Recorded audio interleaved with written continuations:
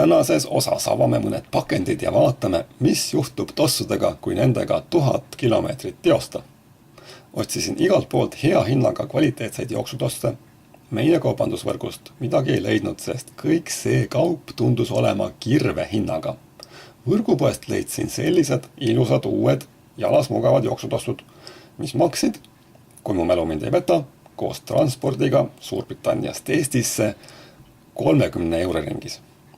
Nende alghind oli olnud võrgupoe väitel küll üle 100 euri. Tossude ülesanne on kaitsta jalgu. Suvaliste pasteldega 1000 kilomeetrit joosta ei soovita. Leidub selliseid jalanõusid, mille tallad pärast ühte kandmist pooleks lähevad. Ja siis leidub selliseid jalanõusid, mis kohe üldse kuluda ei taha. Materjal muutub ajaga kivikõvaks. Mul olid ühed sellised, millega oleks saanud pärast 3. hooaega naeluseina taguda. See ka ei ole hea, just jalgadele. Minu jooksuringist moodustab umbes poole kõvakattega rada ja teine pool on vastavalt metsarada. Ja nüüd näeme neid samu tosse täpselt 1050 kilomeetrit hiljem. Ehk siis kantud neid ju on. Nina osas on suurem kulumine toimunud, kanna osa on silmnähtavalt kulunud. Ja see, et ühe tossu tald on äärest veidi enam kulunud, tähendab seda, et tõenäoliselt panen selle jala joostes natuke valesti maha. Jalg peaks maandudes olema otse.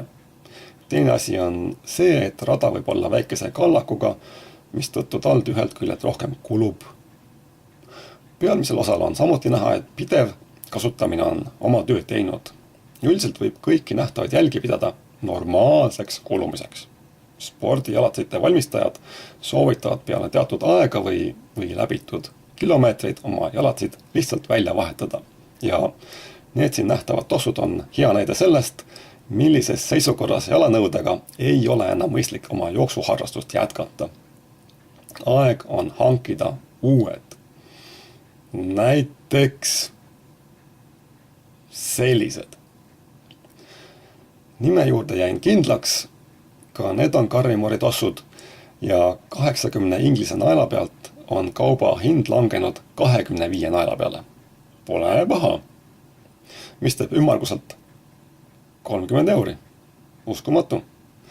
Mõtlesin, et vaatan ja proovin, mida siis need endast kujutavad. Välimus on viisakas. Hõbesinivalge värvikombinatsioon ei karju silma, ei karju.